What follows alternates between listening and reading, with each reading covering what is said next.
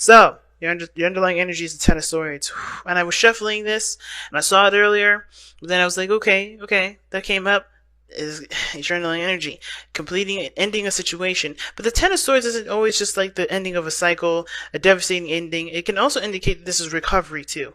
This is yes, it may have been a brutal ending that you guys have gone through, but the healing portion is the part that's the most, that's the biggest number for the Ten of Swords, right? It's the biggest point, is recovering from something so devastating. And a lot of the times, right, we can go, we can, heal, and we can, be on our own for a little bit, and we may, it may take a long time for us to truly heal from a lot of those wounds. And when we look at the situation that comes in, we be like, oh no, we're not ready for this. I don't want this. I don't think I could do this. But you have everything that you need to actually jump into this new beginning. So the Ten of Swords is coming up as relevant as the worst has happened, but it's still plaguing and dictating how you move forward in your life because it hasn't been recovered yet. You haven't truly 100% recovered. And you're never going to 100% recover before something new comes into your life, because that's just not how the universe works. It's like, perfect timing. You're halfway through. Let me just throw a monkey wrench in here because you're ready. So, that being said, I do see you guys with the Six of Swords. You guys did try to move on. You guys did try to adjust, and now it's trying to get to the Ten of Swords, where the worst is truly over. Not just actions wise, but also emotional, right? Mental. Nothing plaguing your mind and keeping you from making decisions that would ultimately make you happy. But because you've gone through something so devastating, it's hard to not think of how the worst could come, right? So, looking at this relationship, there is some things that are very similar between you and this other person. But the thing that is like very profound to me is that, you guys are trying your best to achieve something new, in despite of everything that you've gone through. Both of you. And it's hard, especially, like I said, with the Ten of Swords.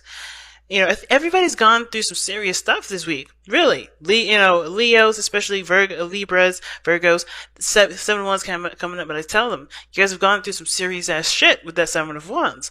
And even though you know how to get to where you want to be, you're using that information to defend yourself. And I feel like everybody's kind of getting that sort of same message. Everybody's getting the same sort of message, including you this time around too, Scorpios. But, everybody is trying to go ahead and be out there and try to, get what they want. But it's hard when this has impacted your life. So it's like, what do we need to do? How can we overcome this? What do I have to do to be able to, have a prosperous relationship with the person I have right now, currently in this relationship, or someone brand new? So we're going to go ahead and start, right? We're going to start with this person here. Feel free to pick the side that resonates with y'all the most. But the person with the Queen of Wands in their mind spaces has a tremendous amount of confidence. They're ready to put themselves out there. They're cool with their authenticity, right? They're aware of who they are through and through, dark and light. They're accepting that part of themselves here. I think that's the hardest part for them, is accepting the darkness as well as letting them shine bright. Because Scorpios, you guys are very private. So you guys are not trying to be like the people, the life of the party. You guys are not really those kind of people. You're not a Leo, you're a Scorpio. You don't resonate in the shadows, but you don't want to like everybody up in your business. But somehow people still be drawn to you anyway, right? You like privacy. You like to, you have your own space, and that's good. But people still gravitate to you because, you're mysterious, and people, people love that. But at the same time, like, you becoming more aware of those, of those aspects about you, or you are aware of those things, period. You've always been. And it's about letting that part of you shine now, instead of, trying to, instead of like, no longer kind of, not shunning it or hiding it, just like, not really caring about it. You're more confident. You're stepping more into your energy, and you're rocking and vibing in a very powerful way. And I see this relationship for you guys, how you guys coming into it, is you being yourself. The most that you've ever been. And especially since something happened in the past where somebody either has betrayed your trust, because this is the card for betrayal, made you feel like you can't be yourself because they would they would do something that would hurt you, and the last time you've ever been open and who you are. Like I said, you guys are private people. Nobody knows you to the very extent unless you let them in. The last time this happened, you had pains. You had someone backstab. You have been hurt before. Now the other person who's got the magician, so they're coming in very confident too. They think that they can be themselves as well. But the thing is that they also see this relationship as something that they've manifested into their life, because they are prepared for the relationship. They feel like they're the most ready.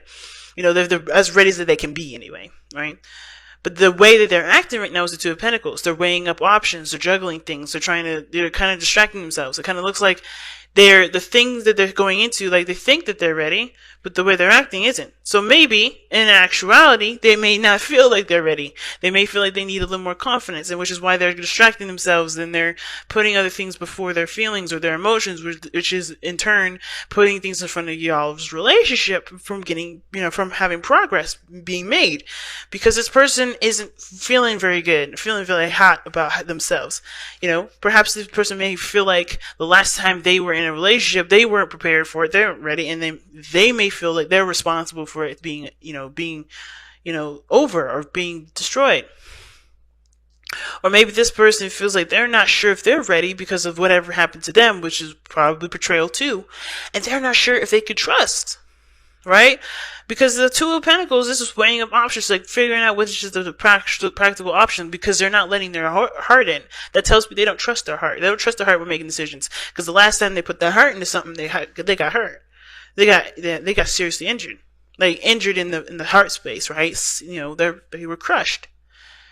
But that doesn't mean that their heart was wrong. And I think the situation when they're just looking at practical stuff is them saying that I don't trust my heart, so therefore I don't know if I can truly be in a relationship. Therefore, I don't know if I can truly love myself, because I don't trust that my feelings are going to protect me. But that's the thing, right? I think the thing is with boundaries is that we get it messed up. We think that our heart, our intuition is meant to protect us. It's meant to lead us towards, not improvement, but towards, learning things new, experiencing things. Our experiences, the knowledge, the thoughts, the practical thinking.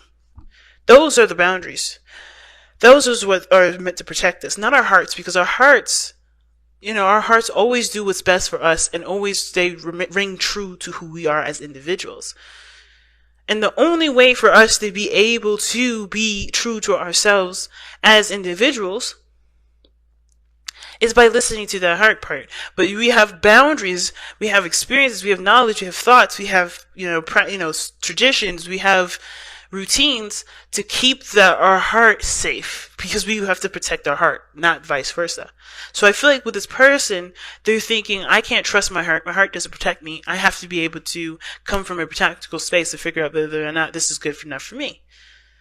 This is clearly showing that they're not trusting their heart, but the magician is balanced in the sense that he knows that he has to have emotions, he has to believe in himself.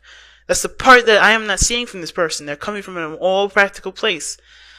So they know that they're not in a place of, I don't think I thought they were thinking, I don't know why I thought that somebody may be thinking that they were ready, but in actuality, they're not. I think maybe this person is wants to be ready, and they kind of try to believe that they're ready, kind of lying to themselves. It could be, not all the time, that may not resonate with a lot of you guys. I think this person is honestly, how they truly see themselves in the relationship, or how they really think with this relationship, is that they're not truly ready. They understand that they have to be ready, they know they need to be ready, but they're still coming from a place of, I don't really know. Which is why the struggle here is the Two of Coins, where you guys are struggling to get, struggling. This is not really a stable relationship. There's lack in the situation because everybody's trying to fill a void with the relationship. Or at least this person is probably. Or perhaps actually, I should take it back. I don't think anybody's trying to fill a void with the relationship. I think everybody's realizing the void that they have, and they don't think they can contribute in the relationship because of that void, when that is not the case. Everybody has everything that you need. You have everything that you need. But it's important to have it for yourself and to be aware of it being there, so that way you can grow as a person. So there is a feeling of lack and not having enough of this. Either that's trust, or feeling like this is feeling supported and feeling stable. Because everybody's going through their thing with their emotions at this moment. Because whoever this person is, they're going through some seriously old issues that have hurt them so badly that this is a trigger. You know, I think this person does see this person as a soulmate, the Six of Cups, but even then, this reminds them of the time they were in a relationship with someone that they thought was a soulmate too, which very well still could be, right? Because soulmates could be anybody, but they were hurt last time they got involved with a relationship with somebody that was a soulmate, that they thought was a soulmate, that they felt a deep connection with. But I feel like this person is understanding too that this doesn't always have to be this way. The Three of Swords, that pain that they've experienced from the previous relationship here, that doesn't have to be this way. It doesn't have to be this way this time. Because not only have they grown as individuals, have they changed, have they accepted themselves and said screw it to everybody else's, BS and stuff like that. They've gotten more stronger in who they are. They are recognizing that even though this pain is coming up to remind them of the dangers of being in a relationship, they also understand that they've learned so much and improved so much that this doesn't have to be a reality. That their self-respect, that their love, that their boundaries that they've placed for themselves and for the people around them that they've set up can protect them and can lead them to a place of happiness again. It doesn't ever have to go down this road. It doesn't have to go down this Ten of Swords, Three of Swords road, being badly hurt and feeling betrayed. But this person has to trust their heart again in order for there to be more. In order for them to be able to take this step. Because this is a relationship. This has nothing to do with, practical stuff. Unless this is a business relationship. Maybe you guys are struggling with the finances right now and somebody's trying to make a decision about what thing they should invest their time and effort into and put all their dough into that because they're not confident in any other, in their emotions and, figuring out whether or not this is the right path for them to go down and seeing how it works. Because either way can turn out just as bad. But they're not allowing themselves to believe in any of these options, which would actually help them to prosper. Because if they believed in one of the options, they not only would they just be diligent, focused, and committed to making it work, but they would have so much energy put into it. They have so much, that is manifestation energy going into what they're putting their time and effort into. And I know I went into a business sort of thing, but that's how I see it, right? Even when it comes to a relationship, they believe in themselves and they believe in the relationship that it won't turn out, and it doesn't need to turn out like it has been in the past, and even not even focus on the past, focus on how it can be better, how it can be beautiful, what where you guys can do, how you guys can connect. If they focus solely on how they can make the best out of their relationship, there can be some beautiful seeds sown and things growing in such a beautiful, beautiful garden. This person is not coming from a place of belief. This person's coming from a place of fact or a place of prediction. Because at the end of the day, the case, coins, they're real. And the only thing that you can do when it comes to Pentacles is to predict what needs to be done in order for this to happen, when you could just have faith and keep moving forward. So it's interesting that what brought you two together was the Chariot. You have total 100% control of the self. You could rely on yourself. You could believe in the fact that you can do things and whatever, right? And I feel like you guys did tap into this situation where I think this person is confident in themselves as a whole, but not as in a relationship person, right? Not in a relationship. This person is confident in how they can execute things on their own. They can rely on themselves. They can trust themselves whatsoever. They got that. But when it comes to another person, they struggle. When it comes to a relationship, they struggle. And I feel like it's the same thing with this other person, right? They know that they can take care of themselves. They know their power. They know their strengths. They know they can do X, Y, and Z. And yet, they're struggling with the idea of another person involved. There's a struggle with the other person. They can rely on and they have great willpower. They can control themselves. But they cannot control the other person. They cannot control the outcome of that. So they lack trust, in my opinion. They lack trust that there can be beautiful things that can come from just them focusing on them, making the best out of their situation, the best out of their relationship, and allowing the other person to be the best that they can be too. I think both parties are coming from a good place, at least trying to be, trying to come from a good, from good intentions. But it's hard when you've gone through something so painful, and it's it obscures your view. The people, in it may let it obscure your view, because it doesn't always have to be this way. It doesn't always have to end up like that. So let's go and take a look at your whispers of love. Whispers of love, the wisdom of the oracle. Regeneration, that is what I'm talking about. These cards are on point today. So, regeneration, guys. What does that mean? Well, it really means it's the card for you, Scorpio. Like, this is your card here. Really, technically, it's judgment and death that's really like your kind of cards, right? They associate with you the most. Would you give your energy to the most?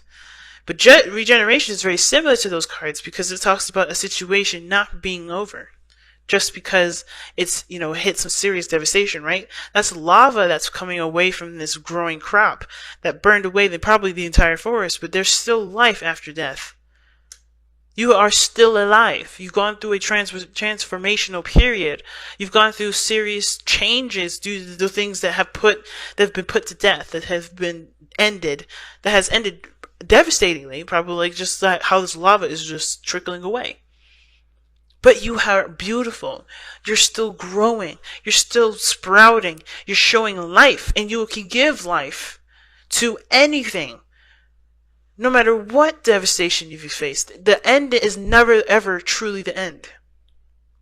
And I think that's one of the things that I'm learning so much about in this lifetime, is that death is never truly death. It's just a cycle that we go through that transforms our experience to something different. That transforms us to experience new things, to experience life in the fullest. Because we all go through deaths in our lives. Not just physical, with relationships, with situations, with ourselves. Growth. Think about it. We had a death moment when we were we were adolescents to teens, right? When we were babies to growing up to being a teenager. That period where we're 10, from 9 to 13, we were transitioning to being adults. That weird awkward phase of being a preteen. That's death. We're saying goodbye to that part of ourselves that could imagine crazy things and, play outside for long periods of time or whatever. And transitioning to, of course, right, what we've adopted from our society and what we learn and know about ourselves. We're transitioning. Everything that we know is coming to an end. But it's also coming to a new beginning, because we have to adjust to what we are and who we are in that moment. And I know I'm using kids as a reference, but think about it. We are always children. No matter how old we are always children, because we are always growing, we are always transitioning, we're always moving with the life. And this is exactly one of those things. This is exactly one of those things. Life does come after death. And it may not, and I don't think in this physical sense, in the sense of me trying to say hey, there's an afterlife after this, or we reincarnate, but more of we go through deaths in situations in life all the time. But it's never the end, because we always have to find a new way to sprout our new sprouts, our new saplings rather, and grow that beautiful tree that we've always wanted to see blossom into something beautiful.